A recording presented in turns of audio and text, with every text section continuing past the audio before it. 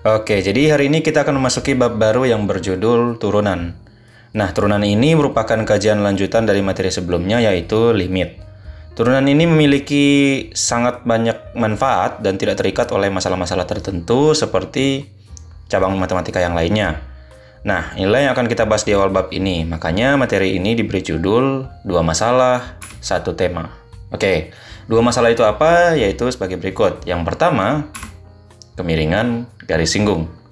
Masalah yang sudah sangat tua ya. Lalu masalah yang kedua adalah ini, kecepatan sesaat. Nah, ini masalah yang lebih modern. Jadi mulai di era fisika modern, masalah-masalah ini mulai dibahas di berbagai topik. Oke, kita lanjut. Nah, di sini saya berikan satu grafik ya. Jadi ini grafik biasa seperti yang sering kalian gambar. Ini sumbu horizontal adalah sumbu X, kemudian ini adalah fx atau fungsi dari X ini. Dan ini grafiknya. Oke. Nah, kita akan mencari kemiringan dari garis-garis singgung. Oke. Kalau kalian misalnya ingin lebih dalam tahu tentang garis singgung, itu kalian bisa lihat materi saya di Matematika Peminatan yang berjudul persamaan garis singgung lingkaran. Meskipun garis singgung yang kita bahas di sini bukan garis singgung seperti itu. Bukan garis singgung yang hanya pada lingkaran, tapi garis singgung secara umum. Tetapi meskipun demikian, banyak hal-hal yang tentu saja berkaitan dengan garis singgung yang akan kita bahas di bab ini. Oke. Suatu kurva itu di tiap titik tentu saja punya garis singgung. Misalnya seperti ini. Oke. Jadi ini yang merah ini adalah garis singgung di titik sini. Oke. Kemudian yang ini garis singgung di titik ini. Lalu ini adalah garis singgung di sini. Begitu juga dengan yang lainnya. Nah, tiap-tiap garis singgung ini dia punya kemiringannya masing-masing. Nah, untuk menentukan kemiringannya tentu saja kita perlu suatu metode ya. Dan metode itu yang akan kita bahas saat ini. Oke. Nah, apa perlunya kita mempelajari kemiringan garis singgung itu nanti ya. Nanti kalau kalian sudah lebih mahir, baru kita akan bahas untuk apa kita mempelajari kemiringan garis singgung. Oke. Misalnya saya ambil satu garis singgung ya. Oke, jadi titik ini punya garis singgung di sini. Sekali lagi, kalau kalian ingin tahu tentang apa itu garis singgung, ya silahkan lihat materi saya di Matematika Peminatan. Nah, lalu saya perpanjang garis ini. Saya perpanjang ke sini. Oke. Saya perpanjang ke sini. Dan ini misalnya saya beri titik ya. Nah, ini titik 5. Lalu di sini adalah F5, maksudnya ini adalah fungsi dari 5. Maksudnya saya tidak tuliskan secara umum fungsinya, yang jelas di sini adalah F5.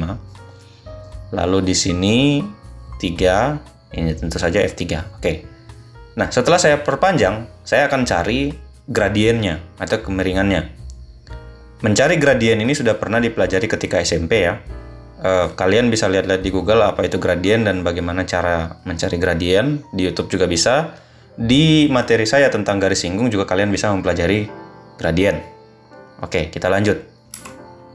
Yang pertama adalah kita mencari dulu jarak dari 3 ke 5. Nah, jaraknya adalah 2 ya. Kan 3, 4, 5. Berarti jaraknya adalah 2. Oke, lanjut.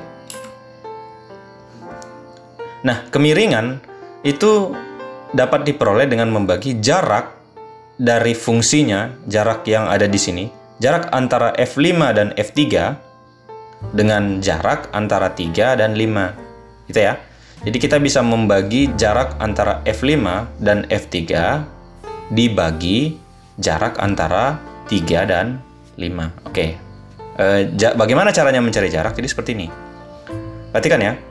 Kalau di sini 3, di sini 5. Bagaimana caranya untuk memperoleh jarak? Jadi jarak ini diperoleh dengan mengurangkan 5 dengan 3. Jadi 5 dikurang 3. Nah, ini ya. Jadi untuk memperoleh jarak ini kita kurangi 5 dengan 3. Terus untuk memperoleh 5 ya tentu saja 3 dengan 2 ini kita jumlahkan. Oke. Lihat ya, perhatikan yang ini. Oke, ini saya ulang. Sehingga jarak dari 3 ke 5 berarti kan 3 ke 3 tambah jaraknya, atau 3 ke 3 tambah 2 gitu kan. Lalu, oke. Kalau misalnya saya ganti 3 dengan 5 tadi, ini 3, ini 5 yang di sini jadi kan 3 tambah 2. Saya ganti 3 ini dengan C. Lalu jarak ini saya ganti dengan H. Oke. Kalau di sini C berarti ini FC. Nah, ini kita belum tahu ya. Nih. Lalu jarak dari C sini kita beri jarak dia H. Berarti yang di sini adalah, lihat ya. Kan 3 tambah 2. Berarti ini kan C tambah H di sini. Oke. Berarti yang di sini adalah F C tambah H. Paham ya? Oke, kita lanjut. Nah, setelah itu kita cari jaraknya. Oke, kita kembali ke 3 dan 5 tadi. Oke. Jarak dari 3 ke 5 berarti 5 dikurangi 3. Berarti jarak dari F3 ke F5 juga F5 dikurangi F3. Gini ya. Ini jaraknya, jarak. Lalu selanjutnya, kalau misalnya kita ganti ini C dan ini C tambah H yang tadi, berarti jadi FC tambah H dikurang FC dibagi C tambah H kurang C. Nah, karena ini kan jarak antara 3 dan 5 itu kan 5 dikurang 3. 5 kurang 3, ya kan? Berarti yang ini kan C tambah H kurang C. Oke, karena ini sama, kita tukarkan tempatnya. Nah, ini kan 0. C kurang C. Tersisalah H. Nah, kemiringan itu, ini kemiringan ya. Jadi, kemiringan itu ditulis dengan simbol seperti ini, M tangen. Jadi, M tangen sama dengan F C tambah H kurang FC per H. Oke, kalian tidak usah terlalu menghiraukan kesulitan di awal-awal ini. Yang saya ingin tunjukkan di awal ini adalah maksud dari dua masalah dengan satu tema. Tapi itu nanti sebentar. Nah, sekarang perhatikan titik biru ini. Titik biru ini, anggaplah saya bisa geser. Saya dekatkan ke titik merah. Oke, lihat. Jadi jarak H mulai mendekati 0. Karena kan semakin dekat kan. Jadi kalau ada dua titik yang sangat dekat, itu kan jaraknya mendekati 0 kan. Nah, kalau ini kan jauh dari 0, lalu ini sudah mulai mendekati 0. Nah, bagaimana kalau jaraknya benar-benar tidak ada? Jadi titik biru dan titik merah ini berada di tempat yang sama. Oke. Nah, jadi H benar-benar mendekati 0, sangat dekat dengan 0. Nah, kalau kita pakai konsep yang kita pelajari di bab sebelumnya, ini adalah konsep limit. Berarti kemiringan yang tepat di titik ini, kita perlu tambahkan limit di depannya. Jadi seperti itu ya. Oke, jadi terakhir kita punya rumus kemiringan seperti ini. Oke. Nah, kita lanjut ke tema yang kedua. Kecepatan sesaat. Nah, perhatikan ya. Di fisika kita tahu bahwa kecepatan rata-rata itu sama dengan jarak tempuh bahagi waktu tempuh. Misalnya, nah ini misalnya ya. Jadi jika suatu kendaraan menempuh jarak 100 km dalam 2 jam, maka kecepatan rata-ratanya adalah 100 dibagi 2. Nah, ini 50 km per jam. Nah, agak sedikit berbeda dengan kecepatan rata-rata yang akan kita cari hari ini adalah kecepatan sesaat. Oke, jadi begini. Bagaimana konsep dari kecepatan sesaatnya? Jadi konsepnya seperti ini. Jadi suatu kendaraan melaju dalam 5 detik dengan data sebagai berikut. Detik ke-1 kecepatannya 5 meter per detik. Detik kedua kecepatannya 6 meter per detik. Dan seterusnya. Gitu ya. Jadi kecepatan sesaat itu menghitung kecepatan pada saat itu. Gitu. Bukan pada rentang waktu tertentu. Sehingga kita memperoleh kesimpulan kecepatan sesaat dapat menunjukkan kecepatan suatu benda tepat pada saat itu. Sementara di lain pihak, kecepatan rata-rata mengukur kecepatan suatu benda dalam rentang jarak dan waktu tertentu. Seperti yang tadi ya. Kalian bisa lihat slide sebelumnya. Nah, ini kan jarak tertentunya itu kan setelah 100 kilo dan waktu yang ditempuh 2 jam, berapa kecepatan rata-ratanya. Tetapi kalau kecepatan sesaat, dia benar-benar di saat itu, kecepatan pada saat itu. Gitu. Kalau kalian misalnya ingin memperoleh gambaran yang lebih konkret, itu misalnya seperti kalau kalian bawa motor, itu kalau kalian lihat speedometer, itu penunjuk kecepatan di speedometer adalah bentuk dari kecepatan sesaat. Itu bukan kecepatan rata-rata. Karena dia terus bergerak sesuai dengan kecepatan kalian pada saat itu. Jadi begitu ya. Jadi kalau kalian bawa motor, perhatikan saja itu speedometernya. Nah, itu menggambarkan kecepatan sesaat. Oke, jadi di sini ada grafik yang menunjukkan waktu tempuh dan jarak tempuh. Yang akan kita cari adalah kecepatannya. Dan kecepatan itu kan sudah kita pelajari di awal bahwa jarak dibagi waktu, gitu ya. Nah, jadi misalnya seperti ini. Di detik ke-1 jaraknya F1, di detik kedua jaraknya F2, gitu kan. Oke, ini rumus kecepatan. Lalu misalnya kita ganti ke variabel ya. Ini di detik ke C, kecepatannya adalah FC. Di detik ke C tambah H, kecepatannya adalah FC tambah H. Oke, ini adalah selisih waktunya ya. Oke. Berarti kan kecepatan rata-rata dari detik ke C tambah H, berarti dari sini ke sini kecepatannya adalah pembagian antara selisih ini kan, yang tadi. Jadi ini dikurang ini, dibagi ini dikurang ini. Nah, ini dapat H karena C kurang C tambah H. Nah, ini kan seperti tadi, seperti di kemiringan garis singgung. Kalau kita ingin tahu kecepatan tepat pada saat di titik merah ini, berarti kan kita dekati saja, seperti tadi. Nah, jadi sini H mendekati 0. Lalu, kita letakkan tepat di titik merah itu, berarti kita harus menambahkan konsep limit. Nah, familiar kan? Ini mirip seperti yang kemiringan garis singgung. Gitu. Nah, apa yang ingin saya sampaikan di sini adalah, nah ini, 2 masalah, 1 tema. Jadi sekarang kita simpulkan ya. Kemiringan garis singgung dan kecepatan sesaat adalah 2 masalah yang berbeda. Yang satu geometris dan yang satunya lagi mekanis. Tetapi keduanya memiliki tema yang sama, yaitu turunan. Saya katakan memiliki tema yang sama, itu adalah karena ini. Kita bisa memperolehnya dengan cara yang sama persis. Makanya meskipun dia masalah yang berbeda, seperti disebutkan di sini, yang satu masalah geometri, yaitu kemiringan garis singgung, yang satunya lagi adalah mekanis, karena itu kan berbicara pergerakan ya. Tetapi keduanya memiliki cara yang sama untuk diselesaikan. Makanya kita menyebut ini 2 masalah dengan 1 tema. Dan tema ini akan kita pelajari di bab ini. Namanya adalah turunan. Oke, sekarang kita definisikan turunan. Nah, ini yang penting untuk kalian catat.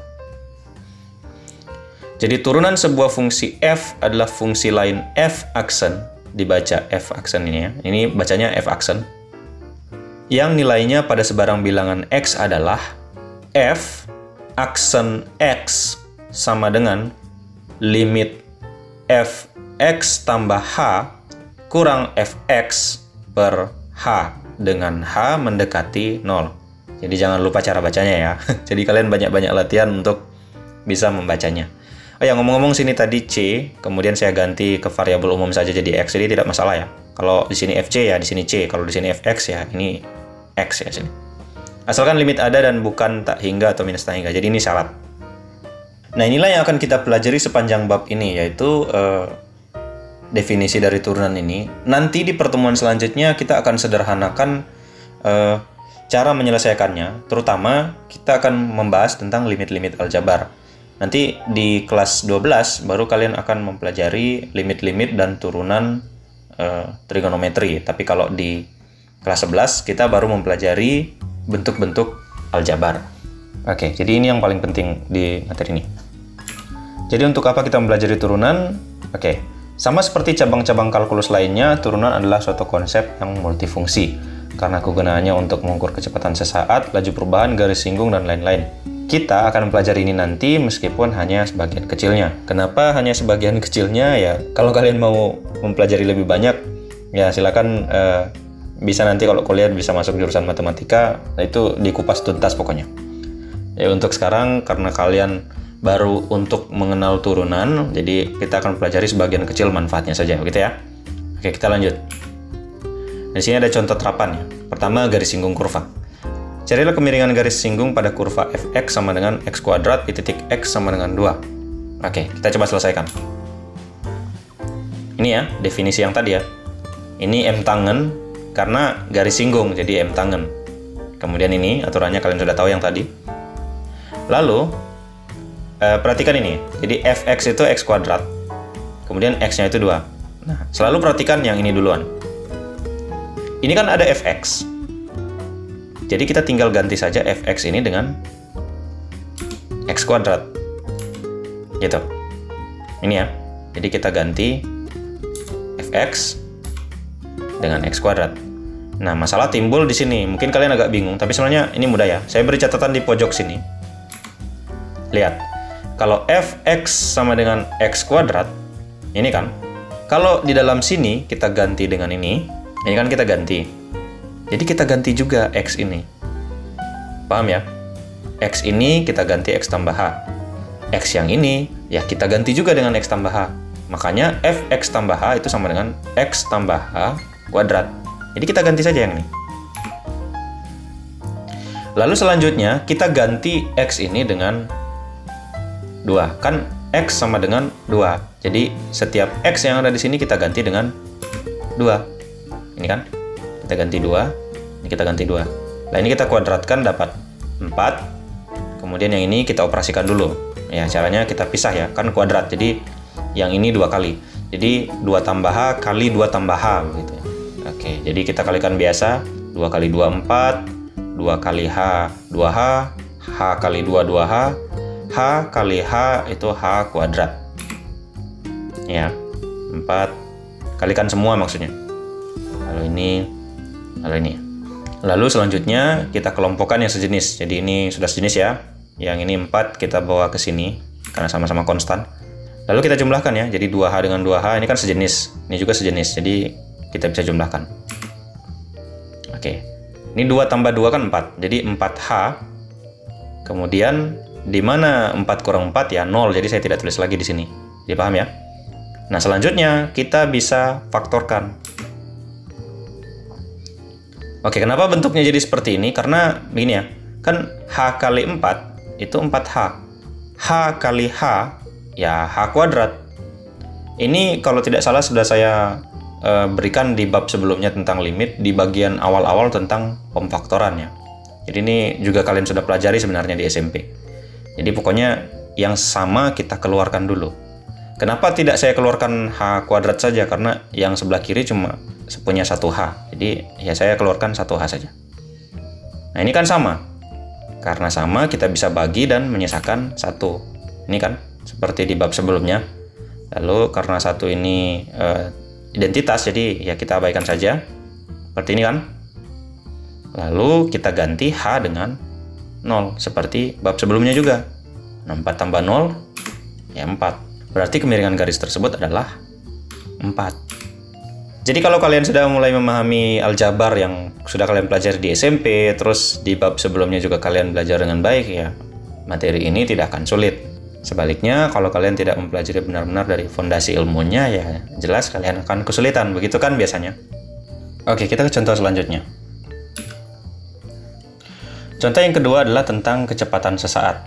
Oke, karena tadi garis singgung sudah, maka saat ini kita akan membahas kecepatan sesaat.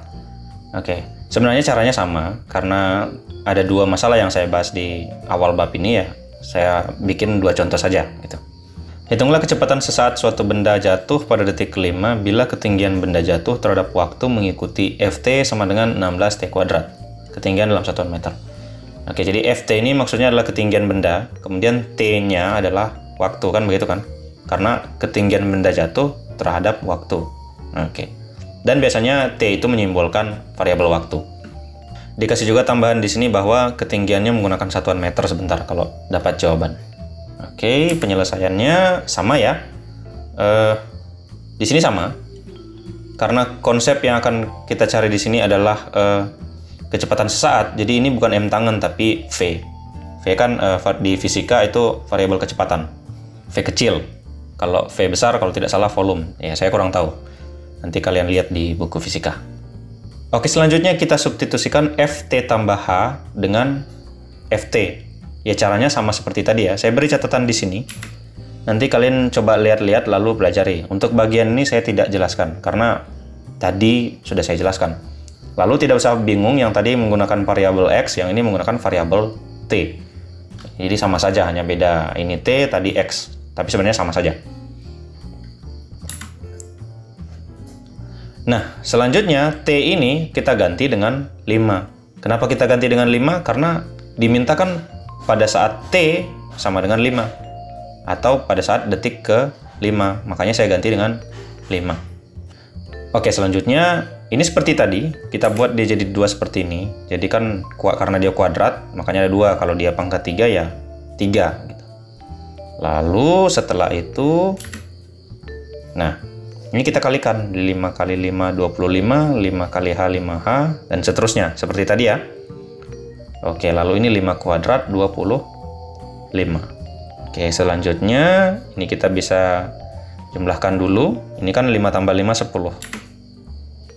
Gitu kan? Nah, ini 16 kali 25, 400. Ini kan negatif kan? Negatif 16 kali 25 ya negatif 400. Jangan lupa tandanya. Lalu selanjutnya kita kalikan 16 dengan semuanya. Jadi seperti yang ini, 16 kali 25, 16 kali 10H, 16 kali H kuadrat.